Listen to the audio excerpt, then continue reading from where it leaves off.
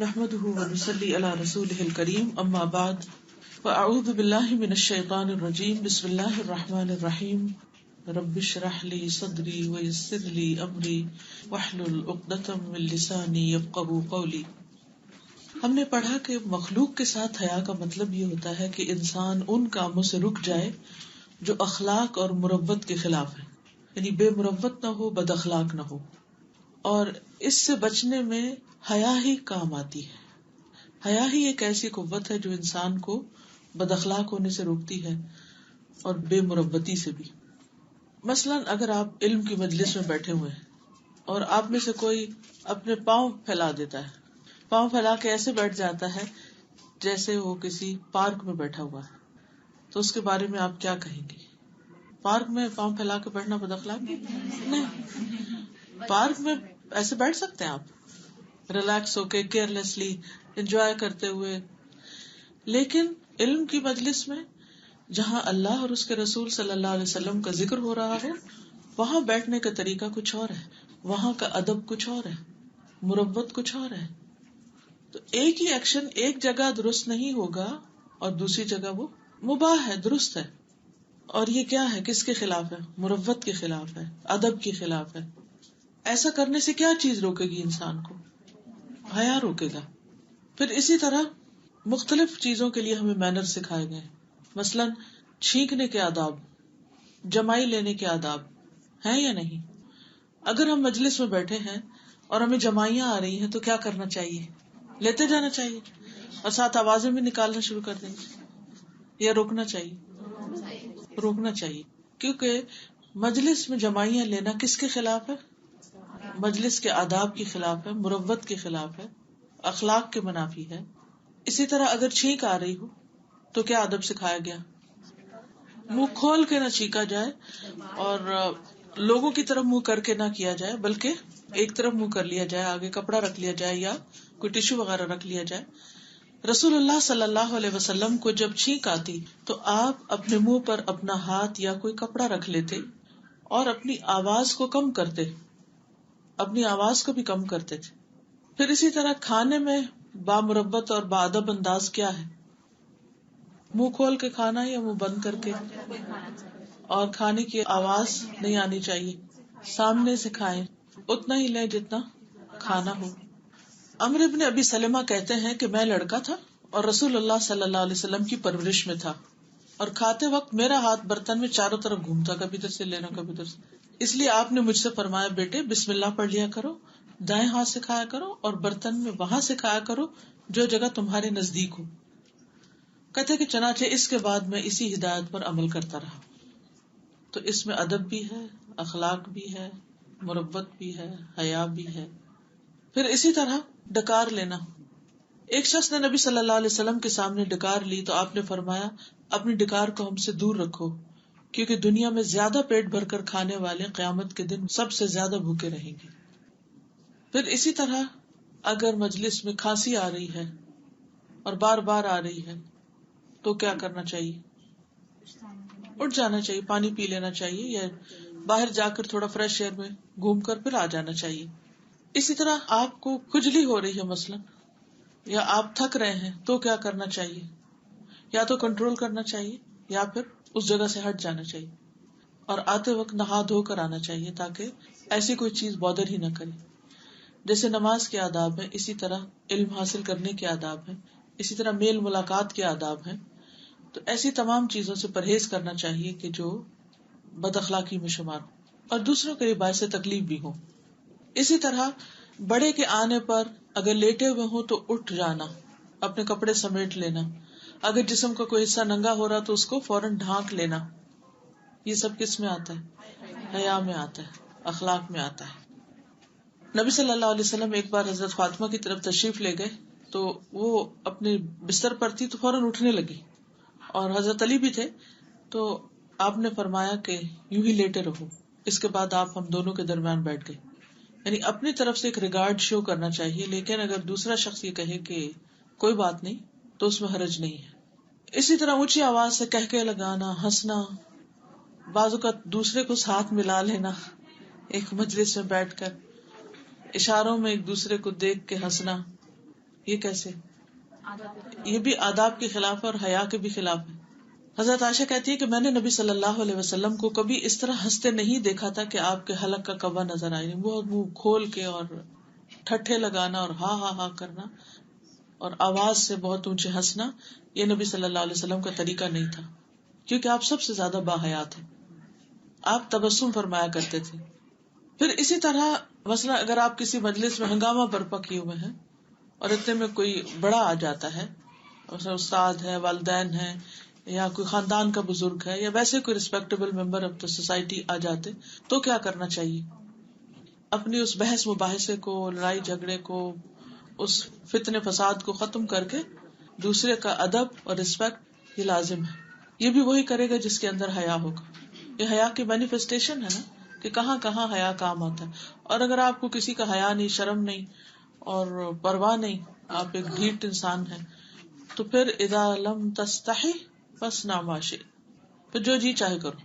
تو ان تمام چیزوں میں جو میں اب آداب اور اخلاق یا مجالس کے آداب یا صرف لوگوں کے ساتھ معاملہ کرتے وقت اجتماعی زندگی کے جو آداب ہیں، ان کا ذکر اسی لیے کر رہی ہوں کہ ان تمام چیزوں کا اہتمام وہی کرے گا جس کے اندر حیا ہوگا، اور حیا ہی اس سے کروائے گا. اور جس کے اندر حیا نہیں، وہ ان آداب کو بیکار چیز سمجھے گا. یہ تو میں نے سوچا ہی نہیں. چیک کر سکتی ہوں، میں اپنے آپ کو کریکٹ کر سکتی ہوں. نہیں، آپ درست کہہ رہی ہیں، آپ درست کہہ رہی ہیں. بہت اچھا سوال ہے، لیکن میں نے غور نہیں کیا. حیا آتی ہے یا آتا ہے؟ وہ کہہ رہی ہیں آتی. پھر اسی طرح ایک دفعہ حضرت عمر نے رسول اللہ صلی اللہ علیہ وسلم کی خدمت میں حاضر ہونے کی اجازت مانگی. اس وقت چند قریشی عورتیں آپ کے پاس بیٹھی آپ سے گفتگو کر رہی تھی اور ان کی آوازیں بلند تھیں. لیکن جو ہی حضرت عمر نے آنے کی اجازت مانگی تو خواتین جلدی سے پردے کے پیچھے چلی گئیں اور چپ ہو گئی. رسول اللہ صلی اللہ علیہ وسلم نے حضرت عمر کو آنے کی اجازت دی. آپ مسکرا رہے تھے. عمر نے کہا یا رسول اللہ، اللہ تعالیٰ آپ کو ہمیشہ ہنستا رکھے. آپ نے فرمایا مجھے ان عورتوں پر تعجب ہوا، وہ ابھی ابھی میرے پاس تھی، لیکن جب تمہاری آواز سنی تو فوراً پردے کے پیچھے چھپ گئی. حضرت عمر نے عرض کیا لیکن آپ یا رسول اللہ زیادہ اس بات کے مستحق تھے کہ یہ آپ سے ڈرتی. پھر انہوں نے کہا کہ اپنی جان کی دشمنوں تو مجھ سے تو ڈرتی ہو، لیکن اللہ کے رسول سے نہیں ڈرتی. تو بولی کہ آپ حضور صلی اللہ علیہ وسلم کے مزاج کے خلاف بہت سخت ہیں، یعنی کہ آپ تو نرم ہے اس لیے ہمیں ضرورت ہو جاتی ہے، لیکن تم بہت سخت ہو تو اس وجہ سے ہم نہیں ہنس سکتے یا نہیں بات کر سکتے.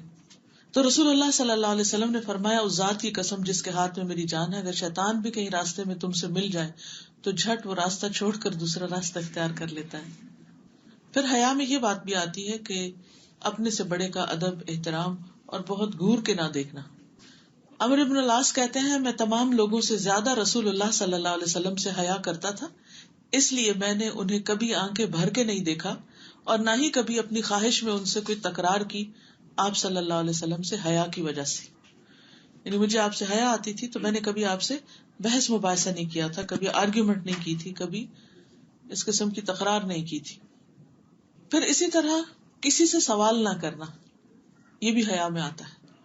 بعض اوقات آپ کو کسی چیز کی بہت شدید ضرورت بھی ہوتی ہے، لیکن آپ کسی سے کہتے ہوئے جھجک جاتے ہیں، نہیں مانگتے، نہیں بول سکتے. کیوں؟ تو کیا چیز روکتی ہے آپ کو؟ حیا روکتی، آپ کو شرم آتی. نبی صلی اللہ علیہ وسلم نے فرمایا مسکین وہ نہیں جسے ایک دو لقمے در بدر پھرائیں، مسکین تو وہ ہے جس کے پاس مال نہیں لیکن اسے سوال سے شرم آتی، لوگوں کے پیچھے پڑ کے مانگتا نہیں. پھر نامحرم مردوں کے سامنے آنے میں حیا. حضرت عائشہ سے مروی ہے کہ میرے گھر کے جس کمرے میں نبی صلی اللہ علیہ وسلم اور میرے والد کی قبریں تھیں، میں وہاں اپنے سر پر دوپٹہ نہ ہونے کی حالت میں بھی چلی جایا کرتی تھی، یعنی پہلے، کیونکہ میں سمجھتی تھی کہ یہاں صرف میرے والد اور شوہر ہی ہیں. لیکن جب عمر رضی اللہ تعالیٰ عنہ کی تدفین ہو گئی تو اللہ کی قسم عمر سے حیا کی وجہ سے میں جب بھی اس کمرے میں گئی تو اپنی چادر اچھی طرح لپیٹ کر گئی.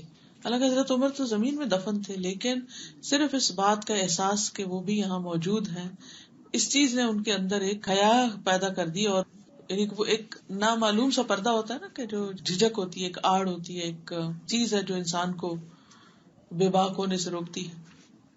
تو وہ جو احساس ہے، یہ حیا جو ہے نا، وہ کوئی ٹینجیبل چیز نہیں ہے، بلکہ وہ ایک احساس کا نام ہے کہ جو انسان کو روک کے رکھتا ہے بہت سی چیزوں سے. ضروری نہیں کہ صرف حرام چیزوں سے، بعض اوقات حلال چیزوں سے بھی، جائز چیزوں سے بھی، صرف اس لیے کہ وہ اگر وہاں تک انسان جاتا ہے تو حدود کے ٹوٹنے کا اندیشہ ہوتا ہے. کیونکہ جب انسان کسی ایک ایسی چیز کو اپنے لیے جائز قرار دے دیتا ہے تو پھر اس سے ایک قدم اور آگے اور ایک آگے تو حتیٰ کہ ناجائز تک پہنچ جاتا ہے، اور بعض اوقات ناجائز کا ارتکاب بھی کر لیتا ہے. تو اس لیے حد الوسع جتنا بھی ممکن ہو انسان ایسی چیزوں سے بچے کہ جن کی کثرت کی وجہ سے انسان کا دل سخت ہو جاتا ہے اور پھر حلال حرام کی تمیز کھو بیٹھتا ہے. پھر اپنے سے بڑے کے سامنے خلاف مروت کام کرنے سے بچنا، یہ بھی حیا ہے. عبداللہ بن مغفل سے روایت ہے کہ ہم خیبر کا محاصرہ کیے ہوئے تھے کہ کسی شخص نے چمڑے کی ایک کپی پھینکی جس میں چربی تھی، تو میں اسے اٹھانے کے لیے دوڑا. جب پیچھے مڑ کر دیکھا تو نبی صلی اللہ علیہ وسلم موجود تھے، تو مجھے بہت شرم آئی کہ میں کس چیز کے پیچھے دوڑ رہا ہوں. حالانکہ اس گری ہوئی کپی کو کسی نے پھینکی، جیسے کوئی شخص کچھ کھا کے کوئی ڈبہ پھینک دے، کوئی کارٹن پھینک دے، تو بعض اوقات کسی کے لیے وہ جنک ہے اور آپ کے لیے کیا ہے، وہ شدید ضرورت کی چیز. لیکن جب آپ اس کو وہاں سے اٹھائیں گے تو وہ کیا فیل ہوگا؟ حالانکہ وہ بن میں سے اٹھا رہے ہیں، آپ کوڑے میں سے اٹھا رہے ہیں، شرم آتی ہے نا. تو یہ جو اندر وہ جو شرم ہے نا کہ کوئی کیا کہے گا، یہی حیا ہے کہ وہ اندر ہی اندر ایک چیز ہے جو آپ کو اندر سے پل کر لیتی. یعنی کہ کوئی بازو سے پکڑ کے پیچھے سے آپ کو کھینچے گا نہیں، وہ اندر کی پل ہے ایک کہ ٹھیک نہیں. اور یہ سینس اللہ نے ہر ایک کے اندر رکھی ہے کہ اس کو پتا چل جاتا ہے کہ کیا ٹھیک ہے کیا نہیں. تو حیا ایک اچھی صفت ہے، حیا میں خیر ہے، حیا ایمان کا حصہ ہے، حیا ہمارے دین کی پہچان ہے. لیکن حیا کا ایک منفی پہلو بھی ہے، کیونکہ ہر چیز ایک اعتدال میں ہی درست ہوتی ہے. جب وہ حد سے بڑھ جائے تو وہ چیز نقصان دہ ہو جاتی ہے. کوئی بھی چیز، چاہے کوئی ثواب کا کام ہی کیوں نہ ہو. مثلاً رات کے وقت عبادت کرنا، تہجد پڑھنا نیکی کا کام ہے، لیکن اگر کوئی ساری رات تہجد پڑھتا رہے یا نفل پڑھتا رہے تو کیسا ہے؟ جاتی ہے، درست نہیں ہے، کیونکہ انسان کی جان کا بھی اس پر حق ہے. کس صحابی کو آپ صلی اللہ علیہ وسلم نے ایسا کرنے سے روکا تھا؟ کوئی بتائے گا؟ ایک صحابی تھے نا جو ساری رات عبادت کرتے تھے اور دن پر روزہ رکھتے تھے اور اپنی بیوی کے پاس بھی نہیں جاتے تھے، عبداللہ بن عمرو. تو ان کی وائف نے شکایت کی تھی ابو درداء سے. تو آپ صلی اللہ علیہ وسلم کو جب یہ پتا چلا تو آپ نے بلایا اور ان سے پوچھا اور ان کو اس چیز سے روکا. اسی طرح کوئی سارا سال ہی روزہ رکھے یہ پسندیدہ نہیں ہے. اس سے بہتر کیا ہے؟ داؤد علیہ السلام کا روزہ، صوم داؤدی، کہ ایک دن رکھو ایک دن نہیں رکھو، یا پھر ہر مہینے کے 3 روزے، یا سوموار اور جمعرات کا روزہ. ٹھیک ہے. تو کسی بھی چیز میں خواہ وہ نیکی کا کام ہی کیوں نہ ہو، اگر اس کو اس کی لمٹ سے بڑھا دیا جائے، حد سے زیادہ کر دیا جائے جس سے دوسرے فرائض متاثر ہوں تو وہ درست نہیں. مثلاً آپ قرآن مجید کا ترجمہ یاد کر رہے ہیں، اسائنمنٹ کر رہے ہیں اور نماز چھوڑ دیتے ہیں، تو کیا خیال؟ ٹھیک نہیں نا.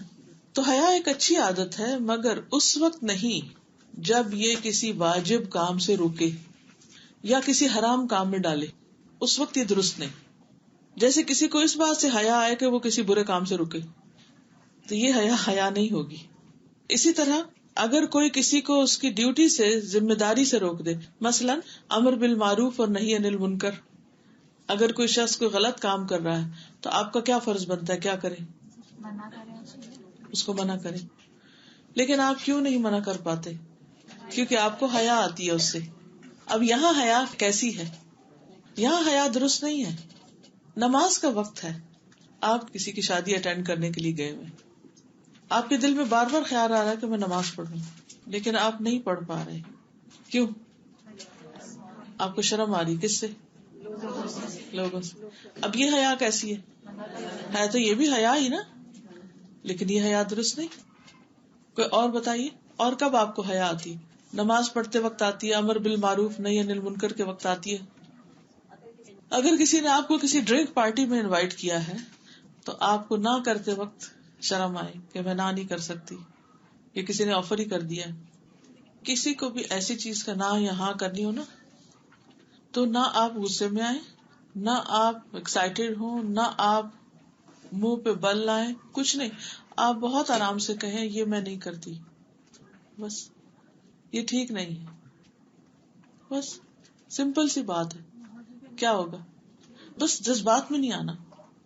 تو کیا آپ اپنے جذبات کنٹرول کر سکتے ہیں کہ اس وقت کوئی آپ کو برا بھلا کہنے لگے تو آپ اپنے آپ کو ٹھنڈا ہی رکھیں اور آپ کہ نہیں، یہ میں نہیں کرتی. مجھ سے کئی دفعہ لوگ کسی ایسی چیز کا تقاضا کرتے ہیں جو میں نہیں کر سکتی، تو میں سمپل بغیر غصے کے، بغیر کوئی جوش میں آئے، میں کہتی یہ میں کر نہیں سکتی. یہ کہنا کیا مشکل ہے؟ ہاں؟ یہ میں نہیں کرتی کیونکہ نبی صلی اللہ علیہ وسلم نے ایسا کیا نہیں. بس ہاں تھوڑا یہ بتا دے تاکہ وضاحت ہو جائے. اس وقت بڑے بڑے فتوے دینا یا غصے میں آ جانا یا ان کو لان تان کرنا یا کچھ، یہاں سے کام خراب ہوتا ہے. بعض اوقات کوئی کسی کے بارے میں کوئی بات پوچھتا ہے جو اس نے منع کی ہوتی کہ آپ کو نہیں بتانی، یہ راز ہے، لیکن کچھ دوسرے انسان آپ کے پیچھے پڑ جاتے ہیں، نہیں نہیں بتائیں ہمیں. تو کیسے روکیں گے؟ کیا کہیں گے؟ نہیں، اس پہ کیوں ڈالتے ہیں؟ آپ کہیے میں نہیں بتا سکتی، مجھے اجازت نہیں. یعنی اکثر ہم اس وقت ڈیفینسو ہو جاتے ہیں نا، جب نہیں نہیں نہیں نہیں یہ ایسے یہ ویسے، اگلے نے اتنا مطالبہ ہی نہیں کیا جتنا آپ ڈیفینسو ہو گئے. اور ہماری پاسٹ کی کچھ ایسی چیزیں بتا کے ہمیں امبیرس کرنا شروع کر دیتے ہیں کہ ہاں اچھا تم بڑی ہو، یہ بھی تو تم جی، ان کا ہاں بالکل. قرآن میں وہ موسیٰ علیہ السلام کو بھی تو کہا تھا نا فرعون نے، وَفَعَلْتَ فَعْلَتَكَ الَّتِي فَعَلْتَ، تو وہی ہے نا جو تو وہ کام کر گیا جو تو کر گیا، تجھے پتا نا تو کیا کر گیا. یعنی وہ تانا دے رہا تھا. تو انہوں نے فوراً کیا جواب دیا؟ فَعَلْتُهَا، ہاں میں نے کیا تھا. جھوٹ نہیں بولا، لا علمی کا اظہار نہیں کیا. اس کو کسی اس فرینڈ سے میں نے کہا فَعَلْتُهَا إِذًا وَأَنَا مِنَ الضَّالِّينَ، مجھے پتا نہیں تھا، بس ہو گیا مجھ سے، کیونکہ میں سیلیبریٹ نہیں کرتی. بس 3 لفظ کافی ہیں، لمبی چوڑی کہانی کرنے کی ضرورت نہیں، مختصر بات کریں. جی آپ علم حاصل کرنے میں حیا کرنا، کسی سے سوال نہ پوچھنا. العلم یضیع بین الحیاء والکبر، علم حیا اور تکبر کی وجہ سے ضائع ہو جاتا ہے. یہاں پہ مردوں سے مسافر کرنے کی جی یہ کہتی ہوں بعض اوقات یہاں مردوں سے مسافہ کرنے کی نوبت آ جاتی. میں جو پی ایچ ڈی کرنے کے لیے گئی تھی 1985 کی بات ہے، کافی پہلے کی. تو جس وقت یونیورسٹی میں انٹر ہوئی پہلے دن، تو میں جو سپروائزر تھا اس نے بھی اسی طرح آگے مسافہ کے لیے کہا، تو میں نے کہا سوری میں یہ نہیں کرتی. تبھی آپ منع کرتے تھے. بعض اوقات ایسی سچویشن آتی ہے کہ آپ پہلے سے ہاتھ پیچھے رکھیں اور اشارہ سر سے کر لیں بس. اب وہ سمجھ بھی جاتے ہیں کہ، اور خصوصاً اگر آپ کے سر پہ حجاب ہو تو پھر تو کبھی نہیں کریں گے. ان کو اب سمجھ ہے کہ یہ ٹھیک نہیں. جی ہمارے خاص طور پہ ہمارے سسرال میں کافی کلوز کچھ ایسے رشتے ہوتے ہیں، تو وہاں ہم کچھ حیا کھا جاتے ہیں زیادہ. جی کوئی حرج نہیں اس میں. اس وقت جب وہ ایسا کچھ کر رہے ہوں تو آپ ضرور دیکھیے کہ کیا اس کے کرنے سے یہ رک جائیں گے جس طریقے میں کرنے لگی ہوں، یا ایٹ لیسٹ مان جائیں گے، یا ایٹ لیسٹ سن لیں گے.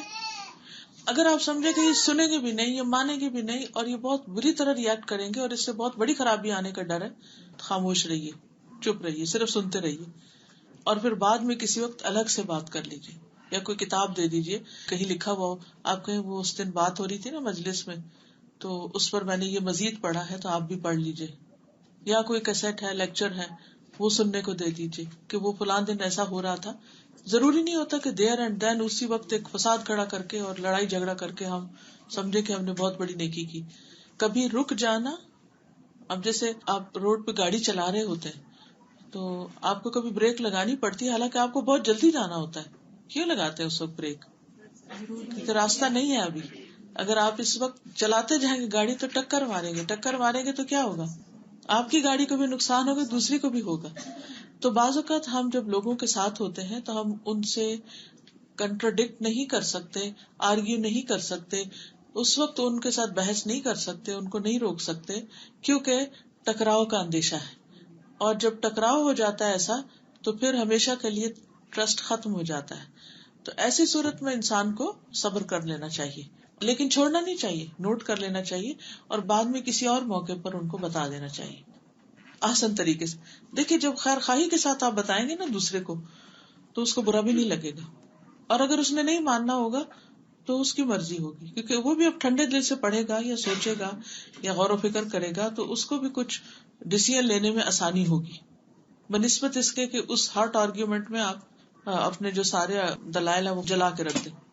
جب موسیٰ علیہ السلام گئے تھے اور پیچھے ہارون علیہ السلام جو تھے وہ دیکھ رہے تھے کہ بنی اسرائیل بہت ہی غلط کام میں لگ گئی، لیکن چپ کر گئے تھے کیونکہ ان کو لگ نہیں رہا تھا کہ وہ ان سب کو اکیلے روک سکتے ہیں. تو بعض سچویشن ایسی بھی ہوتی ہیں کہ آپ کو پتا ہوتا ہے کہ یہ سری گناہ ہے لیکن آپ اکیلے کچھ بھی نہیں کر سکتے, تو اس وقت بھی صبر سے کام لینا چاہیے, لیکن اس کے مطابق پھر کوئی ایسا پلان بنانا چاہیے کہ وہ خرابی دور ہو سکے. حتی الوسع بحث مباحثے, لڑائی جھگڑے, آرگیومنٹ, ڈیفینسو ہونے, اپنے حق میں دلیلیں پیش کرنے سے باز آنا چاہیے. یہ نہیں کہ اس وقت چپ ہوا تو پھر کبھی بولے ہی نہ, یہ بھی غلط ہے, کیونکہ دوسروں کی ہمدردی یہی ہے کہ جو غلط وہ کر رہے ہیں انہیں اس سے روکا جائے. جی آپ فرمائیں. کبھی ہم شادی کی محفلوں میں جاتے ہیں, عموماً میوزک اتنا لاؤڈ چل رہا ہوتا ہے کہ سب کو ہی بادر کر رہا ہوتا ہے, کہ بہت سے لوگوں کو ہم جیسے ہوتے ہیں بادر, لیکن ہمیں ان رشتے داروں کی شادی میں بیٹھنا بھی ہے, نہ چاہتے ہوئے ہمیں وہ میوزک سننا بھی ہے. اب ہم اس کا وہ حل لے کر آئیں. اس میں آپ دیکھیے کہ تھوڑی دیر کے لیے جائیں, بیٹھے مت, کیونکہ اجازت نہیں ہے کہ سارا وقت آپ ایسی جگہوں پہ بیٹھے رہیں کہ جس مجلس میں دین کا اس طرح مذاق اڑایا جا رہا ہو. قرآن مجید میں آپ پڑھیں گے تو جہاں اللہ رسول کے احکامات کی نافرمانی کی جا رہی ہو تو وہاں آپ تحفہ دیں, دلائیں اور ان کو مبارک دیں, اور اس کے بعد ان سے اجازت لے لیں. اگر وہ کہیں رکیں تو نہیں کہیں میں رک نہیں سکتی کیونکہ میوزک بہت لاؤڈ ہے, وجہ بتا دیں, غصے سے نہیں, موڈ آف کر کے نہیں, واک آؤٹ کر کے اس طرح نہیں, آرام سے بتا دیں کہ میں نہیں رک سکتی کیونکہ مجھے ٹھیک نہیں لگتا ایسی جگہ بیٹھنا. کوئی نہ کوئی راستہ بن جاتا ہے, اگر آپ بچنا چاہیں تو اللہ تعالیٰ بچا دیتے ہیں, اور ان کو پتہ چل جاتا ہے. اور بعض اوقات وہ کہتے ہیں نہیں آپ رکیں, ہم اس کو بند کرا دیتے ہیں. کئی دفعہ ایسا بھی ہوتا ہے. تو حیا کب نہیں کرنی چاہیے؟ جب حرام سے رکنے کا وقت آئے یا روکنے کا, یا پھر کسی واجب کام کے کرنے کا. اب ایسی جگہوں پر ہم آپ کو نماز پڑھنے سے حیا کرتے ہیں.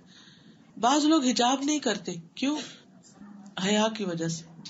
حالانکہ حیا کی وجہ سے حجاب کرنا چاہیے, لیکن وہ حیا کی وجہ سے حجاب نہیں کرتے کیونکہ وہ لوگوں سے ڈرتے ہیں, لوگوں سے جھجکتے ہیں. جیسے سیل فون سے ہم نے اذان ٹائم پہ کیا ہوتا ہے, اس جگہ پہ میں نے اسی طرح سے اپنا سیل فون نکال کر فوراً یعنی اذان بند کر دیا آپ نے کیا؟ نہیں, تو آپ دیکھیے نا, جیسے ابھی علم کی مجلس ہے, تھوڑی دیر میں آپ دیکھیے کیا ہوتا ہے, ایک کے بعد ایک اذان شروع ہو جائے گی. علم کی مجلس کے یا کسی بھی میٹنگ کے یا کچھ آداب ایسے ہیں, ظاہر ہے وہ لوگ مسجد میں تو نہیں بیٹھے ہیں.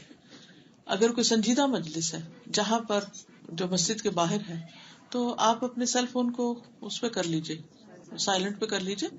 جب وہ نوٹیفیکیشن آئے گا تو وہ آپ بلنک کر جائے گا, آپ کو پتا چلے گا کہ نماز کا وقت ہو گیا اور آپ اٹھ کے نماز پڑھیں. لیکن کچھ ایسی جگہ ہیں کہ جہاں پر کیجولی سب لوگ کھا رہے ہیں, پی رہے ہیں, ریسٹورینٹ میں آپ بیٹھے ہوئے ہیں اور اذان کی آواز بھی آ گئی تو کوئی حرج نہیں, اس میں امبیرس ہونے کی ضرورت نہیں ہے. ڈپینڈ کرتا ہے کہ مجلس کیسی ہے اور آپ کو کیوں بند کرنا ہے. یعنی سیریس ٹاک چل رہی ہے اور بیچ میں اگر اذان شروع ہو گئی ہے تو آپ کو پہلے سے بندوبست کر کے رکھنا چاہیے.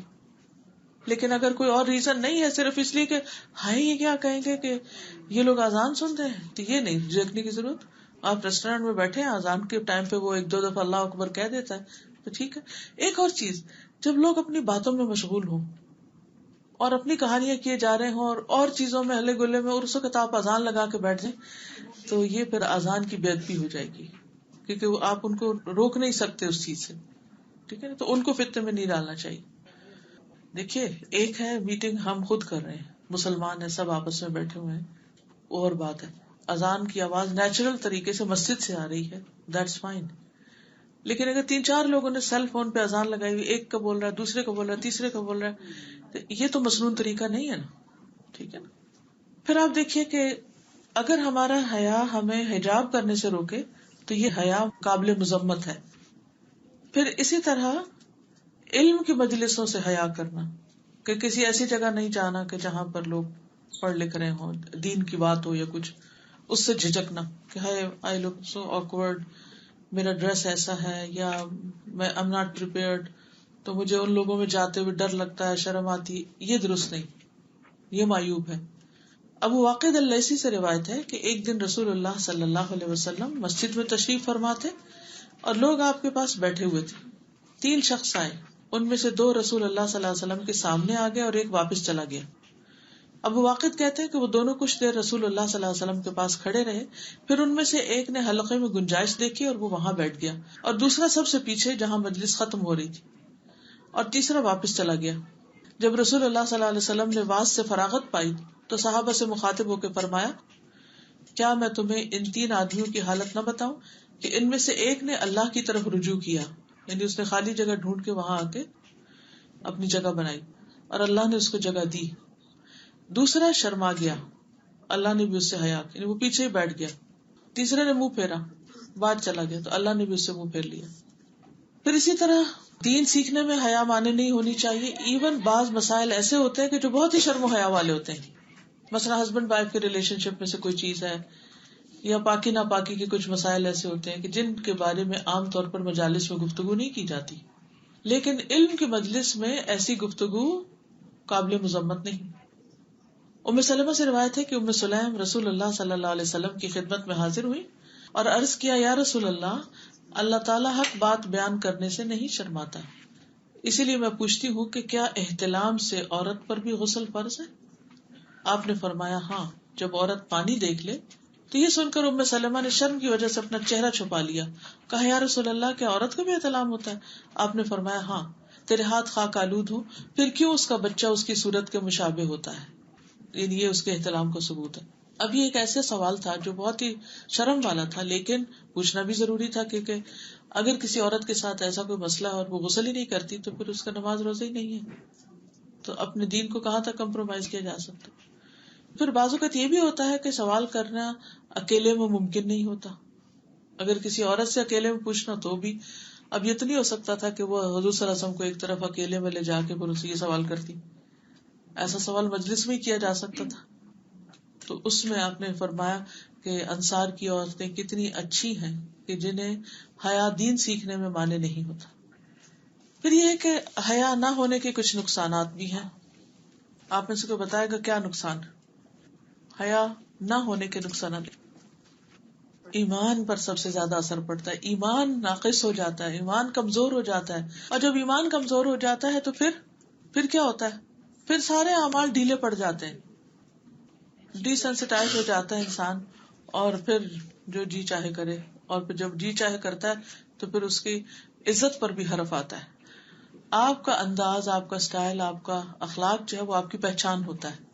جس انداز میں آپ کسی سے بات کرتے ہیں، جس طریقے سے آپ کسی سے معاملہ کرتے ہیں، وہ تاثرات لوگوں کے اندر رہ جاتے ہیں.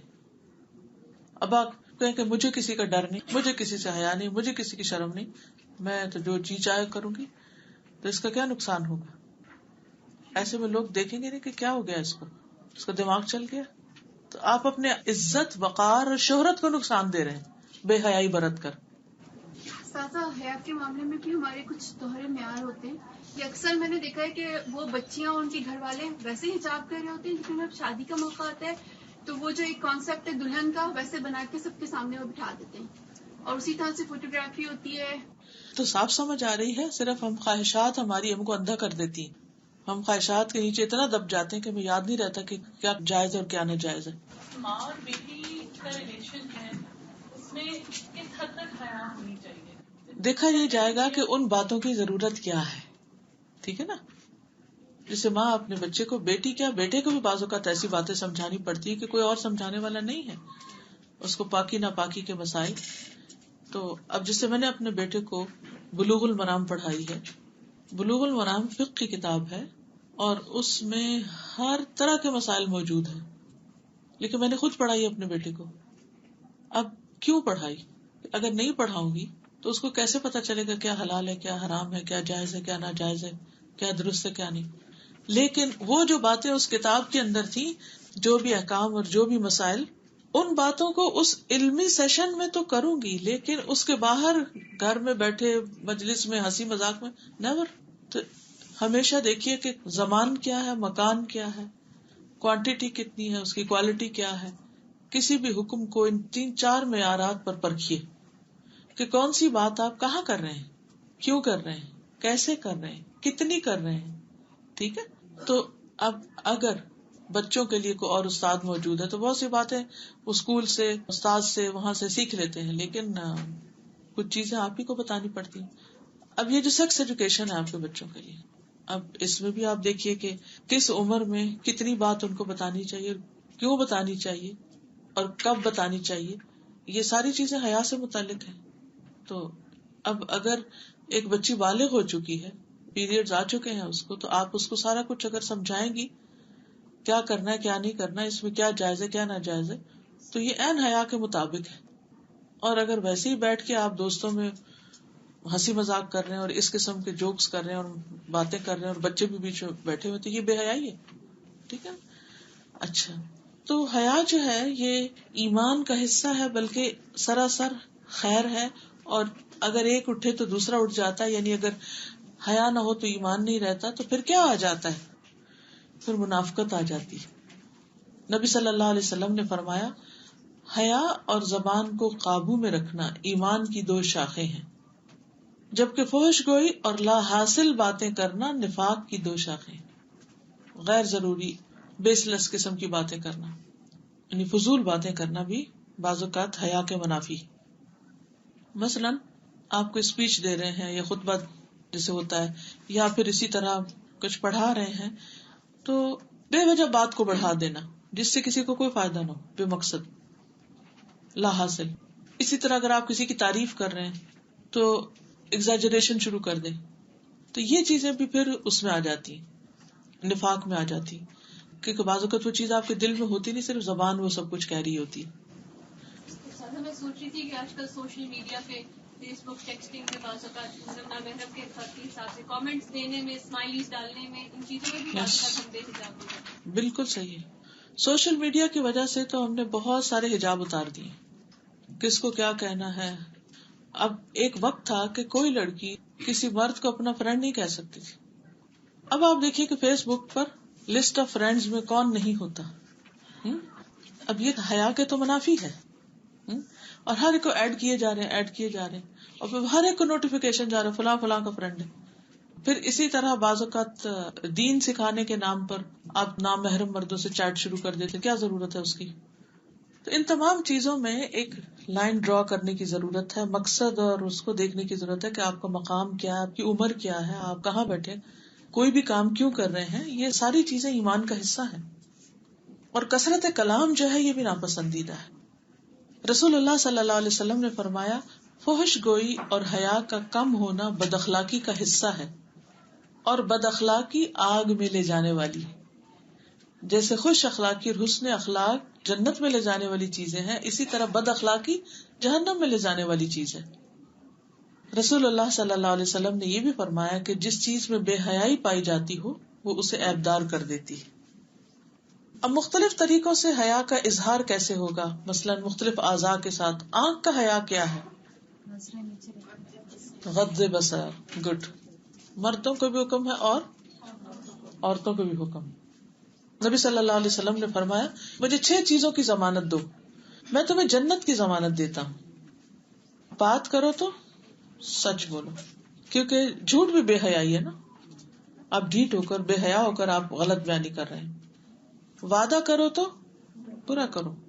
جب امین بنائے جاؤ تو امانت کا حق ادا کرو. اپنی شرمگاہوں کی حفاظت کرو. اپنی نظروں کو بچاؤ اور اپنے ہاتھ روک لو. تو یہاں بھی نظر بچانے کا اور ہاتھ روکنے کا حکم دیا گیا. پھر حرام چیزوں کی طرف نہ دیکھنا. نبی صلی اللہ علیہ وسلم نے فرمایا, 3 طرح کی آنکھیں قیامت کے دن جہنم کی آگ نہ دیکھیں گی, وہ محفوظ رہیں گی. وہ آنکھ جو اللہ کے ڈر سے رو پڑی, وہ آنکھ جس نے اللہ کی راہ میں پہرا دیا, وہ آنکھ جو حرام کردہ چیزوں سے جھک گئی, یعنی حرام چیز سامنے ہی تو اس نے منہ پھیر لیا, گندی چیزوں کو نہیں دیکھا. اب آپ دیکھیے کہ اس وقت دنیا میں پورنوگرافی جو ہے وہ ایک بہت بڑا مسئلہ بن چکا ہے, اور یہ بہت سے ذہنی امراض کا بھی باعث بن چکا, اور ایک ایڈکشن کی حد تک لوگوں کے اندر چیز آ چکی. حالانکہ کیا ہے کہ آپ یہ کہیں کہ جی میں تو اسکرین پر ہی دیکھ رہا ہوں یا میگزین میں کوئی چیز دیکھ رہا ہوں, تو کیا اس کی اجازت ہے؟ اپنے باڈی پارٹس کو بھی اتنا دیکھنے کی اجازت نہیں. کہاں یہ کہ انسان کسی اور کے جسم کے ننگے حصوں کو دیکھے. اس میں اور کیا آتا ہے؟ آنکھ کے حیا کے منافی کیا چیز ہے؟ راستے میں بعض اوقات بل بورڈز پہ ایسی تصویریں آپ کو نظر آئیں گی کہ جو سطر کے علاوہ ہوں گی, تو جن حصوں پر مردوں یا عورتوں کے نظر نہیں ڈالنی چاہیے, اگر کوئی ایسی چیز سامنے آئے تو فوراً نگاہ پھیر لینی چاہیے. بعض اوقات ہم کہتے ہیں تو لڑکے ہیں نا, لڑکوں کو کیا پردہ, لڑکوں کو بھی اپنی نیز ڈھانپنی چاہیے, یعنی نیز کے اوپر لڑکے کا بھی کوئی حصہ ہمیں نہیں دیکھنا چاہیے. تب بعض اوقات پلیئرز ہوتے ہیں یا اور باکسرز وغیرہ بالکل ننگے کھیل رہے ہوتے ہیں, منیمم ڈریس کے ساتھ, تو اس میں بھی غور سے اور بس دیکھے چلے جانا اس کی اجازت نہیں ہے. انسان دیکھے اور اپنی آنکھیں بچا لے. بعض اوقات اسلامک نشید ہوتے ہیں, اب وہ جو بھی سنگرز ہیں, چاہے وہ قاری مشاری ہوں یا صلاح ابو خاطر ہوں یا کوئی بھی ہوں, یا بہت داڑھی والے حضرات ہوں یا بہت محجبات ہوں, کوئی بھی ہو, اگر ایسے اینگل جو بہت اٹریکٹیو قسم کے سامنے آ رہے ہیں تو اب اس کو تو نہیں آپ روک سکتے, لیکن آپ کو کس جگہ روک ڈالنی ہے, اپنی آنکھ پہ روک ڈالنی ہے, اور وہ حیا کی وجہ سے ہی ڈالنی ہے. بالکل یہ ٹھیک نہیں ہے, کیونکہ اندر کھٹک ہو جاتی ہے, نہیں یہ ٹھیک نہیں ہے, اچھا نہیں ہے, مناسب نہیں ہے. سازا نشید کے لیے آج کل ایک چیز ہے جو مجھے بہت بادر کر رہی ہوتی ہے. اس چیز سے ہم اپنے آپ کو نہیں بتا سکتے کہ اللہ تعالیٰ نے مردوں اور عورتوں کے درمیان میں ایک اٹریکشن رکھی ہے. بالکل. اور جو ینگ لڑکیاں ان کو سن رہی ہوتی ہیں, ان کو سمجھ رہی ہوتی ہے ہم بہت اچھا کام کر رہے ہیں. غیر شعوری طور پر پھر وہ چیزیں ذہن میں اس طرح بیٹھ جاتی ہیں کہ بعض اوقات وہی آئیڈیل بن جاتے ہیں اور باقی لوگ جو ہیں وہ بیکار نظر آتے ہیں. بعض اوقات شروع میں تو ایسا ہوتا ہے کہ کوئی غلط چیز دیکھتے تو ہمارا ضمیر ہمیں ملامت کرتا ہے, ہمارے اندر کا ایک حیا ہمیں روکتا ہے. پھر جب ہم جسٹیفیکیشن دے کے اپنے آپ کو دباتے رہتے اور ہم کرتے چلے جاتے, تو ایک وقت ہوتا ہے کہ وہ بےچارہ کمزور پڑ جاتا ہے, مر ہی جاتا ہے, پھر وہ نہیں اندر سے روکتا. اور اگر باہر سے کوئی روک دے تو ہم اس پہ ناراض ہو جاتے ہیں کہ کیوں روکا ہمیں. مووی آئی ہے, میری فرینڈ نے میرے ساتھ شیئر کی تھی, پھر اسی نے مجھ سے یہ ذکر کیا کہ کیونکہ ہم ان کو بہت آئیڈیل بنا لیتے ہیں, جو کیریکٹر پلے کر رہے ہیں اور ان کو بہت پسند کرنے لگ جاتے ہیں, تو یہ بھی ایک طرح سے ورشپ ہو جاتی ہے. لیکن میرا تو یہ تھا کہ ان کے ایک بہت اچھا میڈیم کی ایجوکیشن تھا, تو کیا یہ دیکھنا ٹھیک ہوگا؟ میں صرف ایک بات سوچتی ہوں کہ جن کو پریزنٹ کیا گیا کسی خاص شکل میں, ان کے پاس کیا دلیل ہے کہ وہی ان کی شکل تھی. پھر کیا ہوگا کہ ان شکلوں کو جو ہم دیکھتے ہیں کسی خاص صحابی کے نام سے یا کسی بھی نام سے, تو پھر ہم اس کو ہی سمجھتے ہیں. مثلاً ایک میسج فلم تھی بہت پرانی جب ہم چھوٹے تھے, تو وہ کہیں ایسے دیکھنے کا اتفاق, اب حضرت حمزہ کی جب کہیں بات آتی وہی شکل آتی, تو اب میں بڑے ہو کے سوچتی ہوں کیا واقعی حضرت حمزہ ویسے ہی ہوں گے, اور اگر نہیں تو میں نے ایک اور شخص کو حضرت حمزہ سمجھا ہوا ہے. تو یہ چیزیں جو ہیں یہ پھر میڈیا ضرور ہے, لیکن 1400 سال سے بھی لوگ سیکھ ہی رہے ہیں نا سب کچھ, اور ہر ایک کا اپنا ایک امیجنیشن ہوتا ہے نا.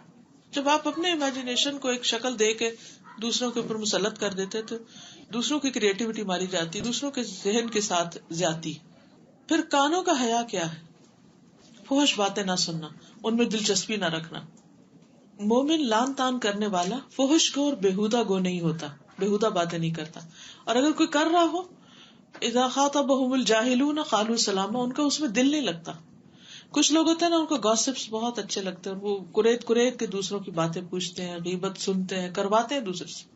اچھا تمہارا کیا خیال ہے اس کے بارے میں, اس کے بارے میں, اچھا پھر وہ ایسا, پھر آگے بڑھاتے اور پھر وہ وہاں سے اٹھتے ہیں, لگائی بجائی کرنے والے کچھ وہاں سے لیتے کہیں اور جا کے ڈالتے ہیں, اور پھر وہاں ایک اور فتنہ شروع کر دیتے. تو ایسی چیزوں میں اگر انٹرسٹ نہیں لیا جائے تو یہ بھی حیا میں سے ہے.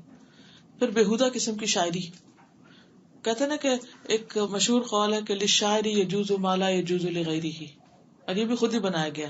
عربی کا قول ہے کہ شاعر کے لیے وہ باتیں جائز ہیں کرنا جو کسی اور کے لیے جائز نہیں, تو خود ہی بنا لیا اصول.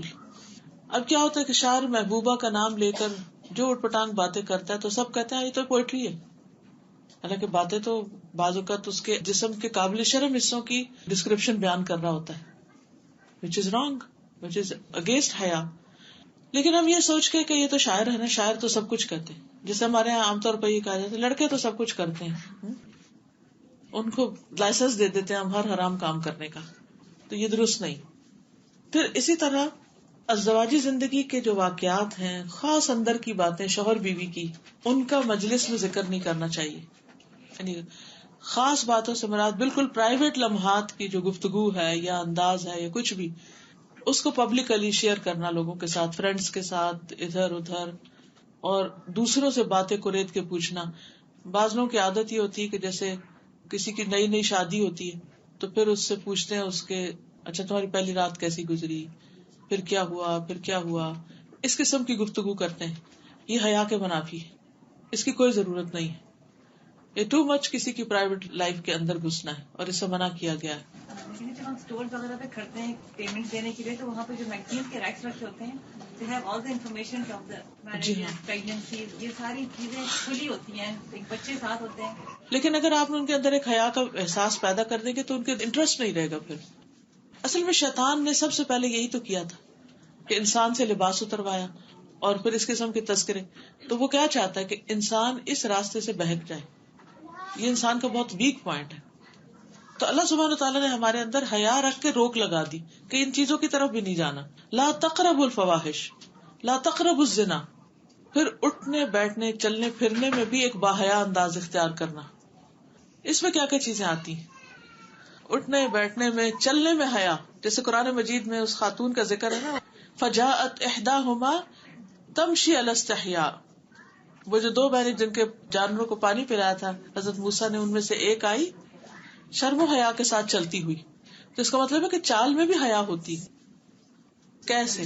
سمٹ کے چلنا, اکڑ کے نہ چلنا, سینہ اندر کو رکھ کے چلنا, نمایاں نہیں کرنا, جوتا ایسا نہیں پہننا کہ جو سب کو آپ کی طرف متوجہ کرتی, بہت بجنے والا زیور نہیں پہننا, اور خوشبو لگا کے نہیں چلنا بازار میں کیونکہ وہ پھیل رہی ہوتی ہے, سب کو آپ کی طرف متوجہ کرتی. یعنی عورت کی جو چال ہے خاص طور پر اس میں بھی حیا ہونا ضروری ہے. پھر اسی طرح اگر مردوں کے بیچ میں چلنا پڑے کبھی بازار میں تو کیسے چلنا چاہیے؟ سمٹ کے بچ کے. یعنی جس کبھی اس کو ٹکر لگائی کبھی اس کو لگائی اور بغیر دیکھے سوچے سمجھے چلتا گیا. آرام سے چلنا, ایک طرف ہو کے. مٹک مٹک کرنا چلنا. شابش. مٹک مٹک کے نہ چلنا, اکڑ اکڑ کے نہ چلنا. بالکل.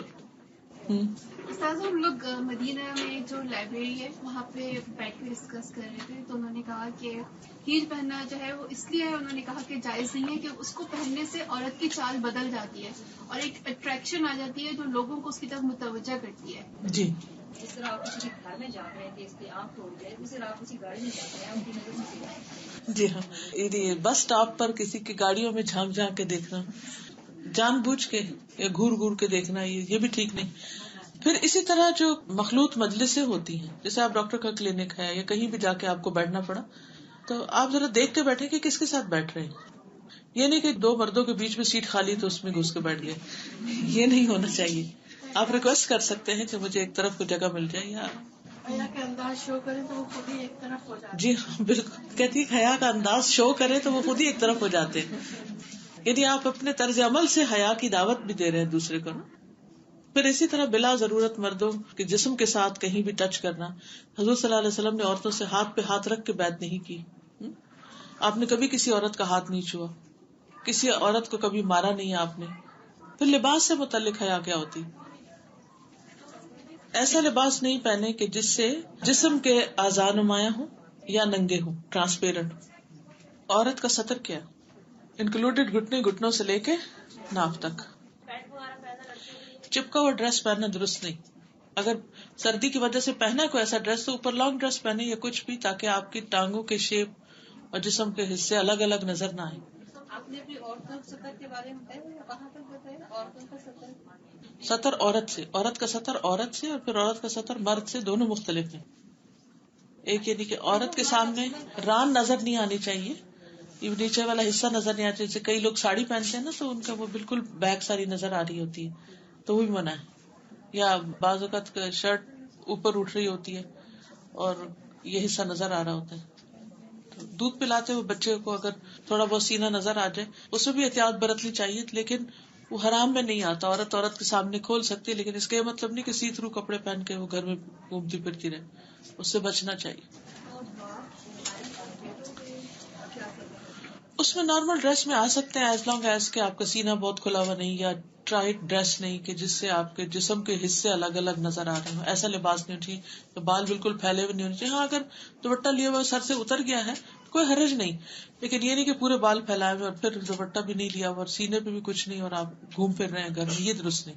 بالغ لڑکیاں نے.